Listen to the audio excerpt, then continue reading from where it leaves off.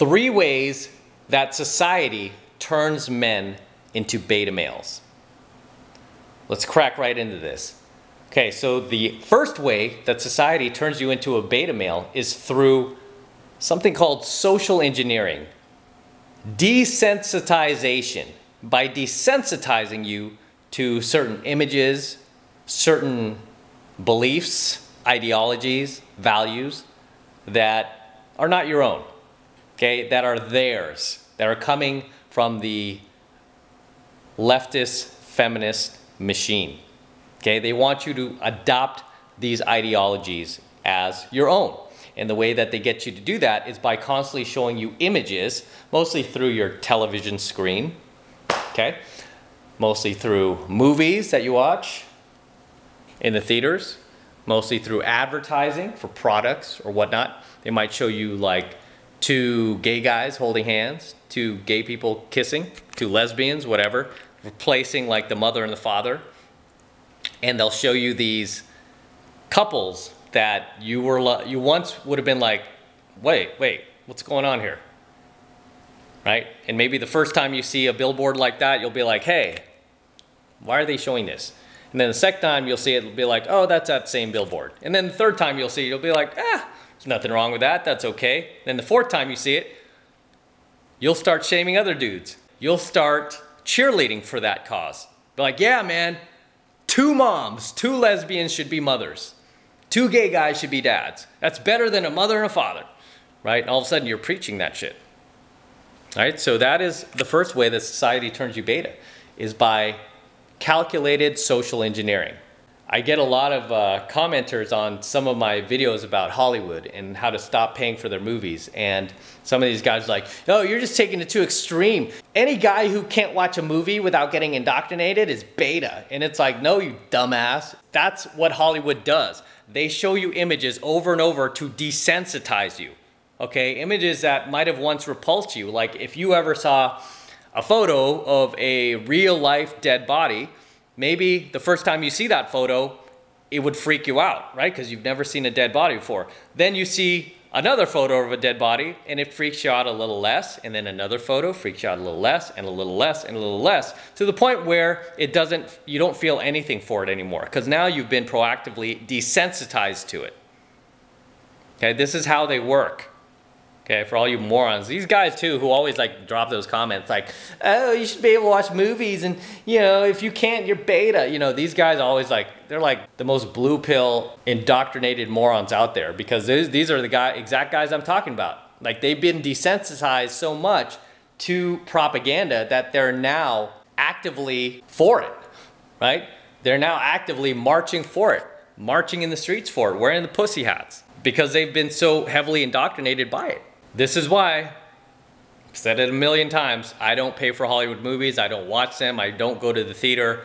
I've got this big TV here. If anything, all I watch are movies made before the year 2000. You know, I might have a handful after the year 2000, I have a handful, and even the movies that I watch, there's a certain level of propaganda in it. Okay, a lot of times they're pushing broken families, single motherhood, they're pushing homosexuality, you know, they're pushing things that are unnatural. They're just pushing things that are unnatural. So I don't allow these images to be downloaded into my head. Okay, because I'm a pretty strong guy, mentally, physically, right? I could spot indoctrination 1,000 miles away, but at the same time, I still don't want to be desensitized to it. Okay, I don't want to be desensitized to their propaganda, because that's really what it is at the end of the day. It's propaganda. It's like they could be pushing, instead of pushing degeneracy, they could be pushing like positive male role models. They could be pushing for more of a patriarchal society, which has been responsible for building civilization as we know it. It's responsible for all of the technological advances in society that we enjoy today. All these modern conveniences that we have today. It's thanks to the patriarchy. It's not thanks to the matriarchy, it's thanks to the patriarchy. Patriarchy got us here. So they could be promoting that, but they don't, right? We could be progressing even further with technology. You know, we could have time travel, right? Within the next year. if society would just support men more. If they just supported men more and stop holding us back so that they can empower women more. So that is the number one way society turns you beta, is by social engineering, by desensitizing you to their agenda, to their propaganda. That is the number one way.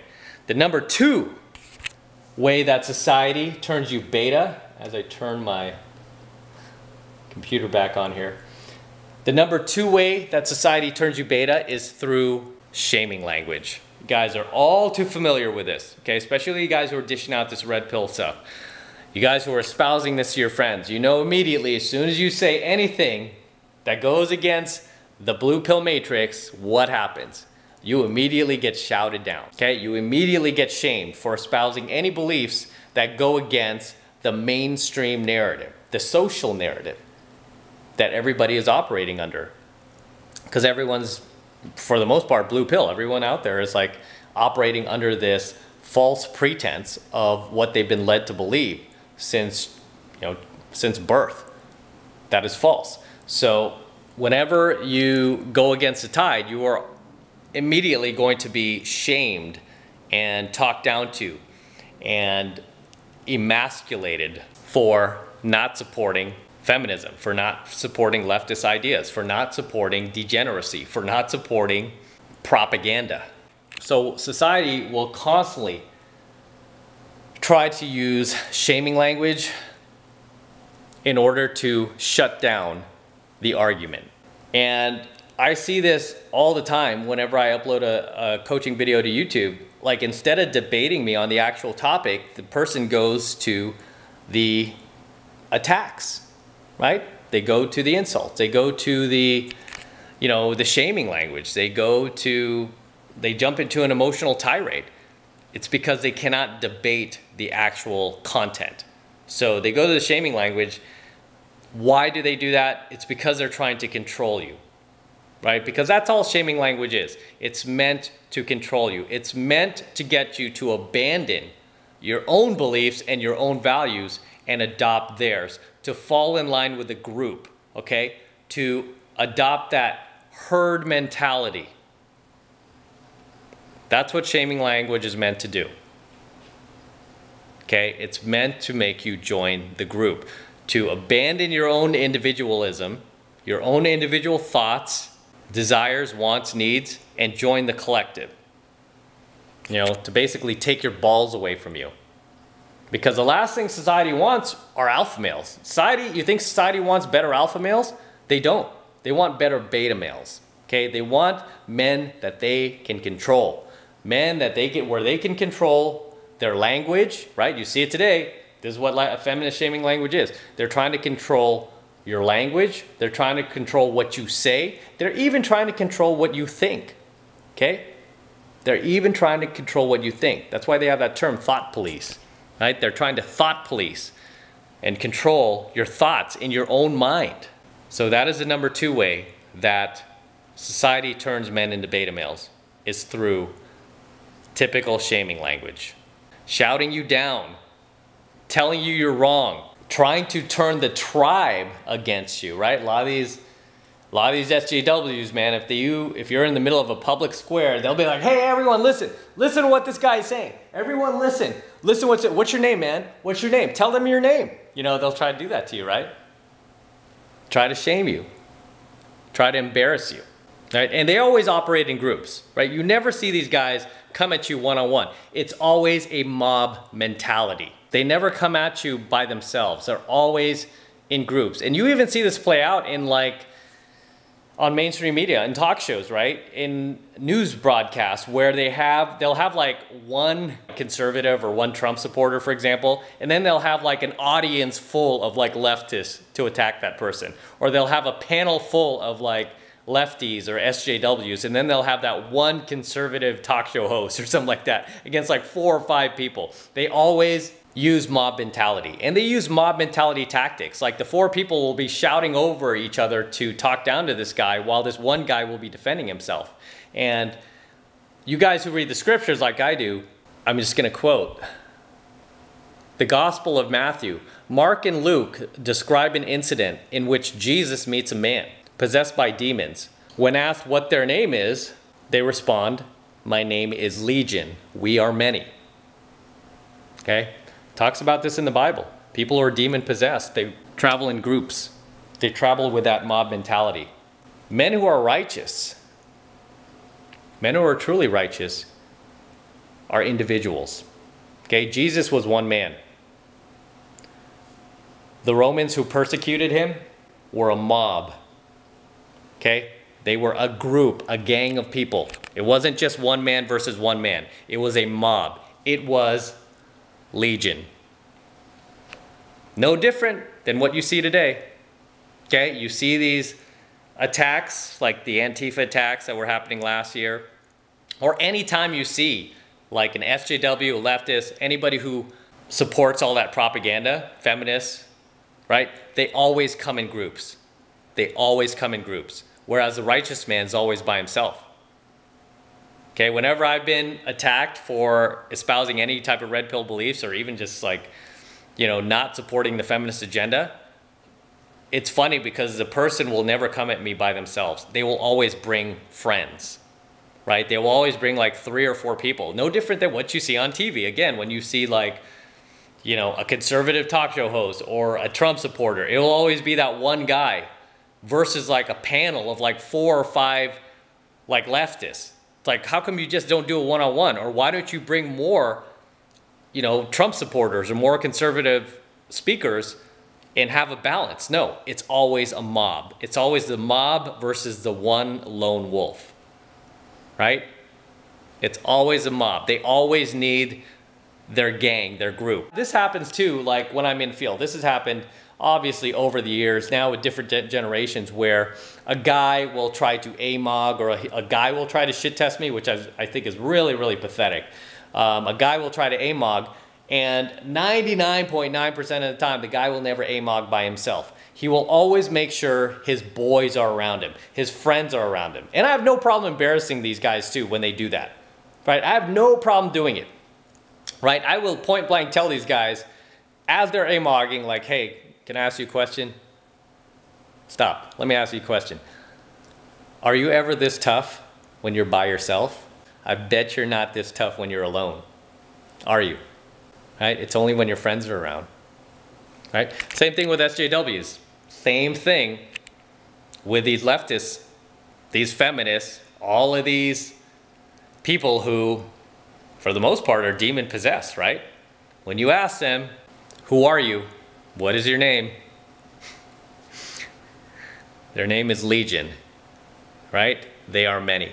That's how the demon possessed operate, right? They operate in groups because they can't operate by themselves. They don't have enough strength to operate by themselves. They're not lone wolves. This is why too, like, I have like zero respect for the left. Zero respect for Democrats. They always do this shit. They gang up on you. They gang up. I have no respect for that. I have no respect for guys who can't fight on their own. They need like 4 or 5 of their guys in order to AMOG. I have no respect for guys who do that shit either, right? That are only tough when their friends are around. It's like, if you cannot be tough when you're just by yourself, and you can't say the same shit that you do when your friends are around, when you're by yourself, then you're a pussy. You're a pussy. If you can't do it when your friends are not around, right? If you can't talk that same shit, you're nothing but a pussy. Period. Period. You're a pussy. Which leads me into the number 3 method that society uses to turn you into a beta male, which is by peer pressure. Old-fashioned, old-school peer pressure.